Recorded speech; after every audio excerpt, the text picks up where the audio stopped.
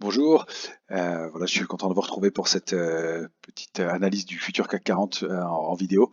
On va essayer de faire un état des lieux un peu sur l'évolution du contrat à terme sur l'indice CAC 40 à l'intérieur de ces structures, donc en biseau d'épuisement. Donc ce biseau, il est très identifié par le marché, c'est ce qui me fait un peu douter.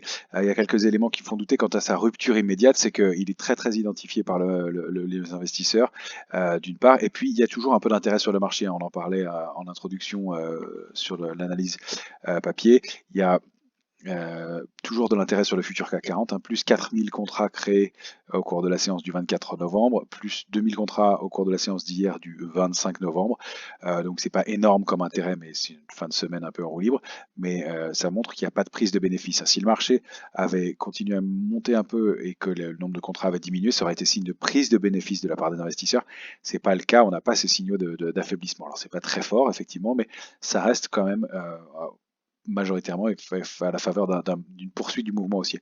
Par ailleurs, il y a le fait que la théorie veut que cette structure elle fasse une dernière jambe de hausse, une cinquième vague de hausse peut-être à l'intérieur du triangle pour aller chercher. Alors est-ce que ce sera 5604,5 la borne haute de demain ou un peu plus haut, pourquoi pas.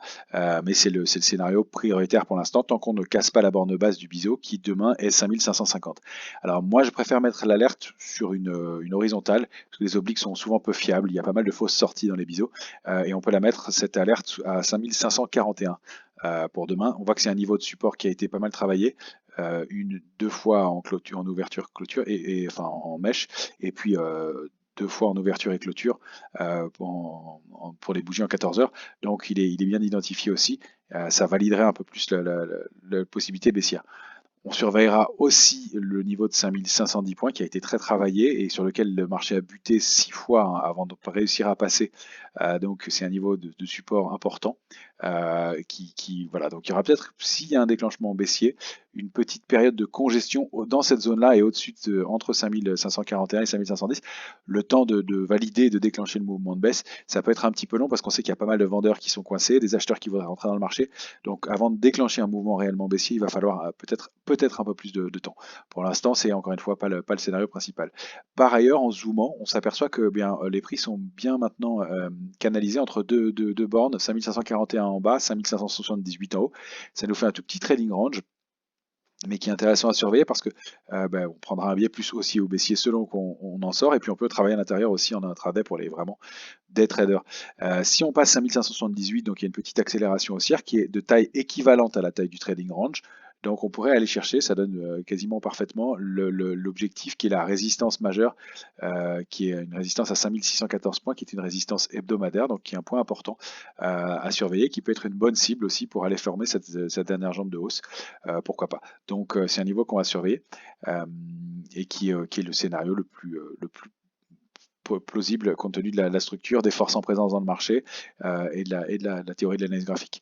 Après, il y a un scénario que j'exclus pas, le trait est petit, il est là, c'est que ces figures et ces obliques, elles sont souvent pas fiables, elles peuvent être débordées, elles sont bien identifiées, et si on déborde 5604, il pourrait y avoir une petite accélération haussière, coincer des vendeurs qui sont déjà coincés depuis 5287 points et la zone 5359, 5349, 5380. Il pourrait y avoir donc un petit débordement de cette zone-là et une accélération baissière. Dans ces cas-là, si on sort par le haut du biseau, je pense que ça pourrait être un mouvement assez brutal parce que ça va déclencher des stops, ça va faire courir les vendeurs qui vont devoir soit déboucler, soit retourner éventuellement leur position, et le niveau de résistance à 5614 pourra faire office de vraiment déclencheur, et là on pourrait accélérer assez rapidement à aller chercher 642 et pourquoi pas dans ces cas-là même directement la zone 5715, 5731. C'est ce forme de contre-pied en fait, si vous voulez, qui ferait que l'accélération pourrait se produire. Donc pour l'instant, scénario prioritaire, continuer à évoluer à l'intérieur du biseau à la hausse. La rupture, on la remonte d'un cran avec cette petite sécurité, cette petite soupape 5541. La cible du biseau, elle est toujours là, hein, c'est le pied du biseau, donc c'est 5359. Si on réussissait à rompre encore avec un mouvement, encore une fois, qui peut-être se ferait de façon pas très linéaire. Voilà ce qu'on pouvait en dire pour aujourd'hui. Merci beaucoup, au revoir.